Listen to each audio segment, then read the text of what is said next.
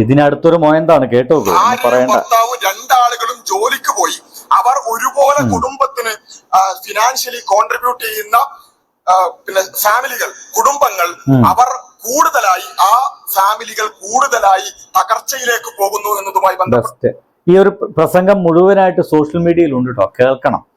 എങ്ങനെയാണ് സ്ത്രീകൾ ജോലിക്ക് പോവാതിരിക്കേണ്ടത്, കുടുംബത്തിൽ മാത്രം ഇവരെങ്ങനെ ഒതുക്കി നിർത്തണം, പുറത്തേക്ക് പോകരുത്, ജോലിക്ക് പോകരുത്, ആണുങ്ങളോടൊപ്പം ഇടപഴകരുത്, ആണുങ്ങൾ പറയുന്ന വസ്ത്രങ്ങൾ ധരിക്കാൻ പാടുള്ളൂ, ഒട്ടും സ്വാതന്ത്ര്യമില്ലാത്ത ആ ഒരു പഴഞ്ചൻ കാലഘട്ടത്തിലേക്ക് സ്ത്രീകളെ വീണ്ടും കൊണ്ടുപോകാൻ വേണ്ടിയിട്ടുള്ള പ്രസംഗങ്ങളാണ് ഇത്.